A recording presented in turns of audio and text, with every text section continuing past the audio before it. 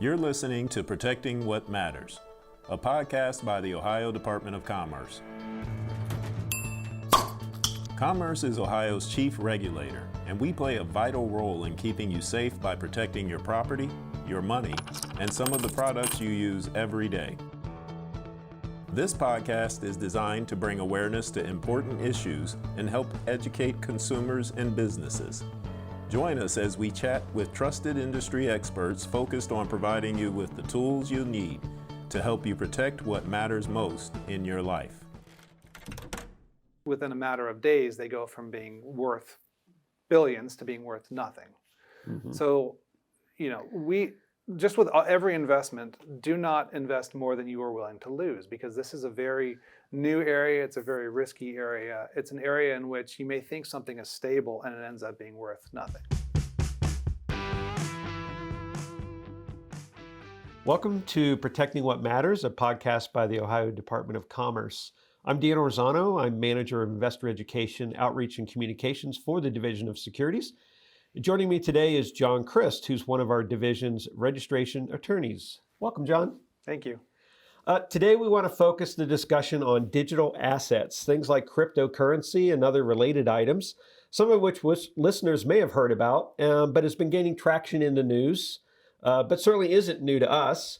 John's been our go-to person on the subject and has already done quite a few media interviews on the topic, but it seems to be an ever-changing area of interest.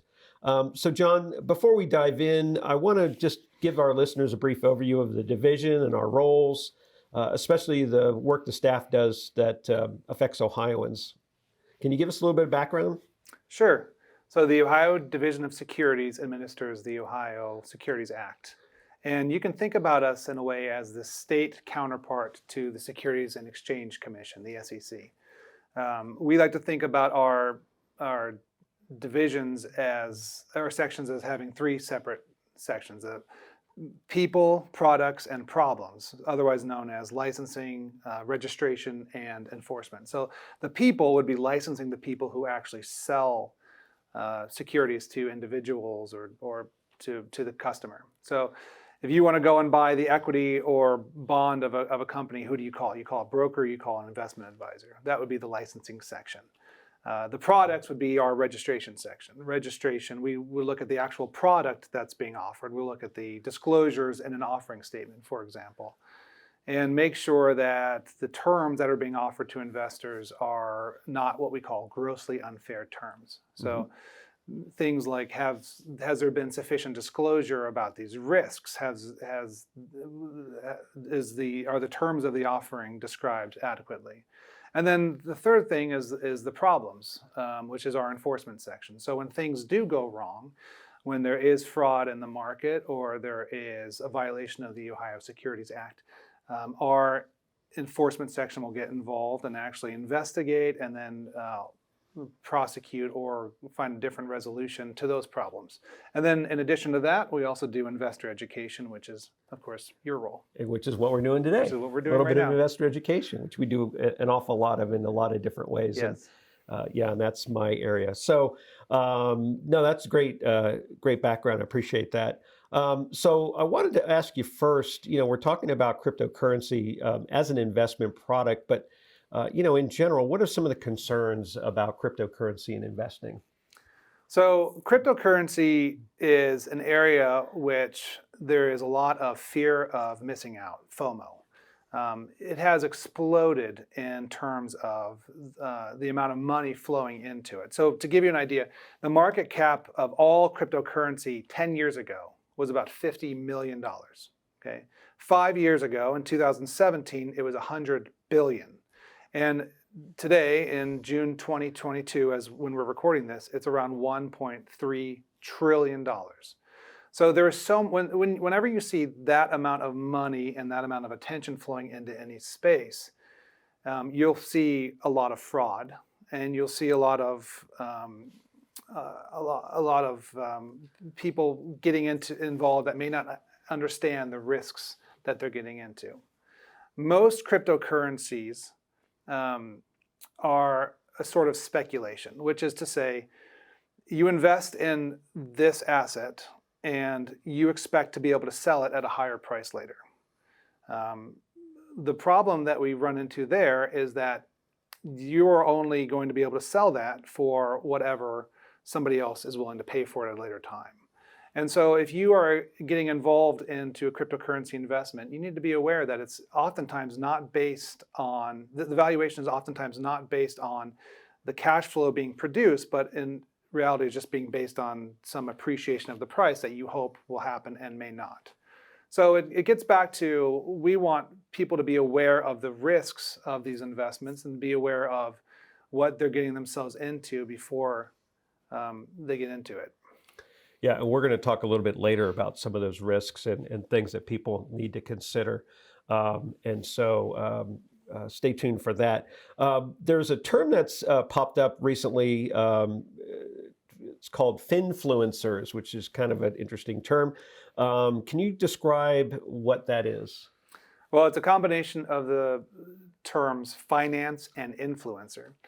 And really what this gets back to is a question of where are people getting their information from these days.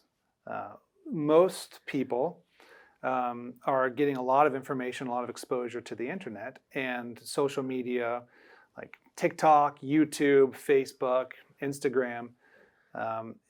And as a result, we've seen the rise of financial advice coming through these platforms and reaching a lot of investors. So that might be fine, but you need to be aware of certain conflicts that might exist, whether these people are being paid. The fact that a lot of times people aren't licensed to give such investment advice. And just to be aware that just because you see something and somebody's excited about it online does not mean that it's necessarily appropriate for you as an investor. Right.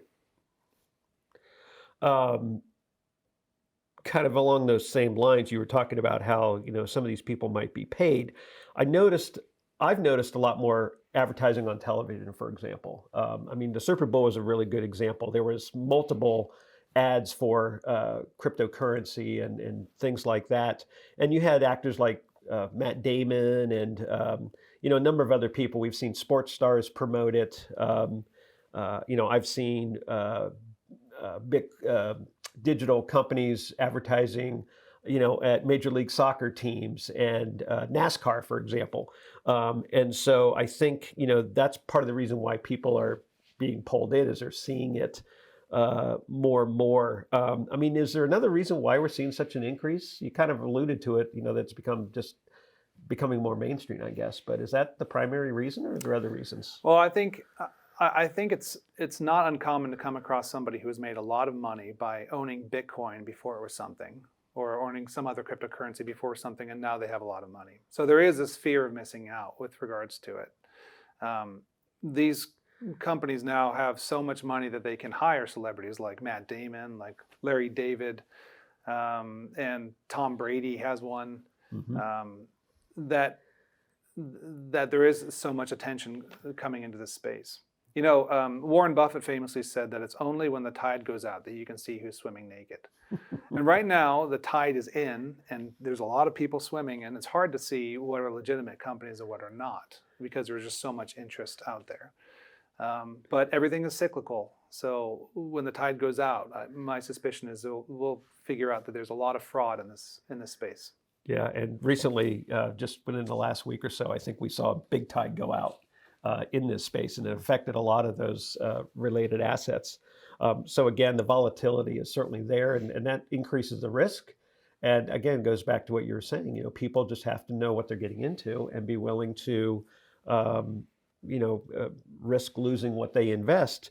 In fact, in many of the trade publications I read, it seems that most certified financial professionals suggest that if you're going to invest in cryptocurrency, make it a very low percentage of your overall investment portfolio, sometimes less than 5%.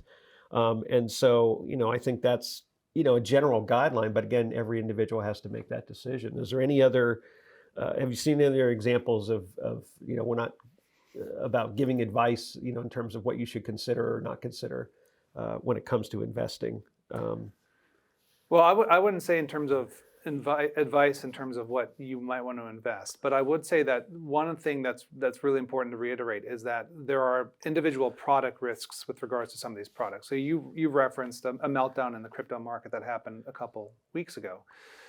That was regards to a series of stable coins. They were called stable because they were supposed to always be pegged to the US dollar.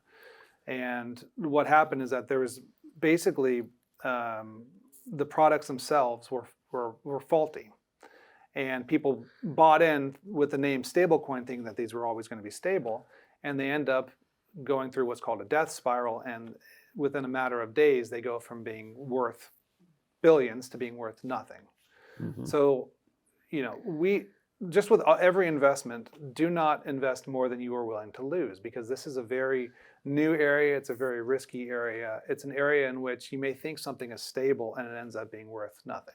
Yeah. I mean, it's like anything else, you got to do your homework. And I think that also points to, you should, no matter what you're investing in, and crypto is no, different, is, you were saying earlier, don't just pay attention to what the celebrities are selling, because, right, there may be getting paid or, just getting involved in something that they just don't know. They're not the experts, so to speak. So, think about working with a licensed professional, who can give you that advice and provide you some, an outline in terms of how that investment might play into your overall goals. You talked a little bit a second ago about faulty products. I want to pivot to the issue of fraud. Phony websites, fake crypto products, and those kind of things. Recently, I know you did an interview with a local TV station on a type of fraud that related to cryptocurrency. Can you talk about that as an example? Sure. The local news station asked if we could look at a website and just identify any red flags, and it was a crypto investing platform. We took a look at it, and there were just a number of red flags for fraud on it. For example, they listed expert team members on their webpage and talked about how many years of experience these people had.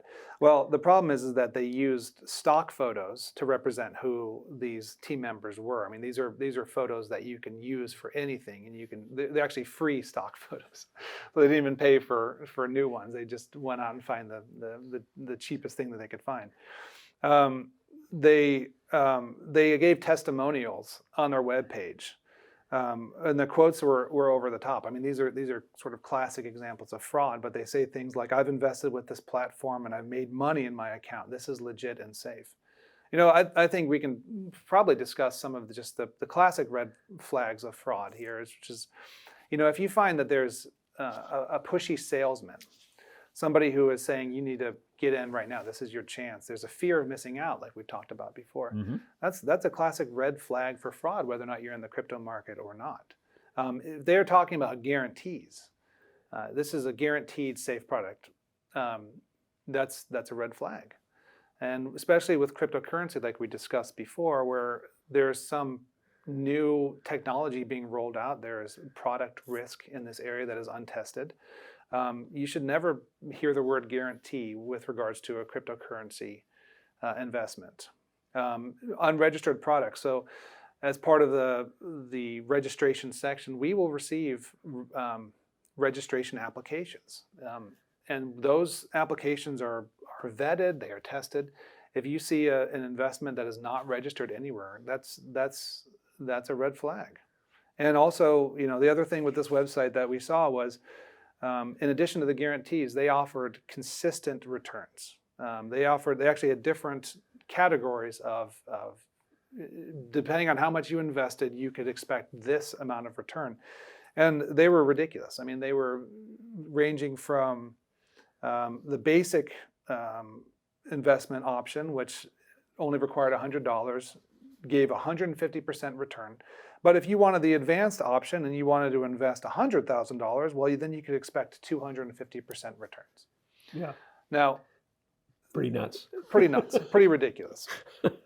And because like we said before, and again, there is a fear of missing out in the space. You want to get in because you see the celebrities, because you see the returns that people have made. people are jumping in without vetting these products and without vetting the website that they're getting in through. So Yeah. there are fake websites, there are fake social media, salespeople, there are fake apps. And when you see a website or a mobile app is just a veneer, it's just the covering. And behind that, there's an organization or a person, or there's not. So, don't be fooled by the bells and whistles. Do your homework, understand what you're getting into, and, take your time with it. Yeah. I mean, I think, that website, for example, when I looked at it, what caught my eye were the names that they made up of the so-called leaders. They were just kind of, Mark the marketer or whatever it was. Mm-hmm. It was just ridiculous. And, just on the face of it, but again, people I think sometimes are so locked into jumping in because it sounds good or someone told them it's a good idea that they just do it. They don't do their research. So again, kind of points back to why education is so important. And that, you really need to do your research. You need to ask questions. Again, work with a professional who can maybe give you some guidance. Right.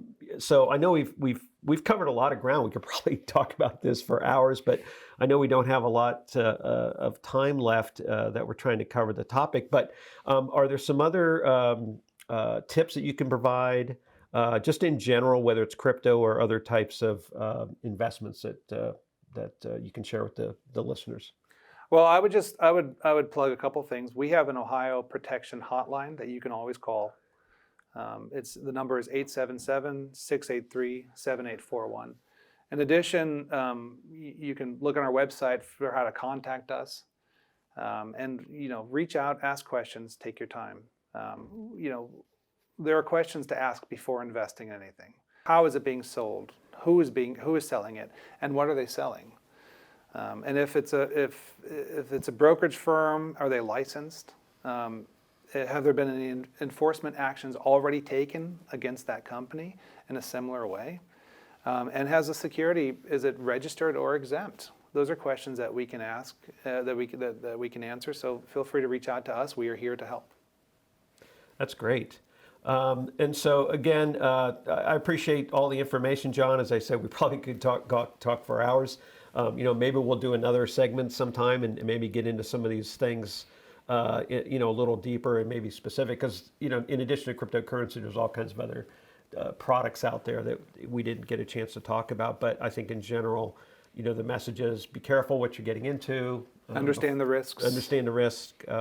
Take your time. Take your time. Yep. And if you ever have questions, then you can get a hold of us, as you said. And so I want to thank John for joining us today. And as a reminder, for more information, you can always visit the Ohio Division of Securities website. So thanks, John. Thank Appreciate you. your time today. My pleasure.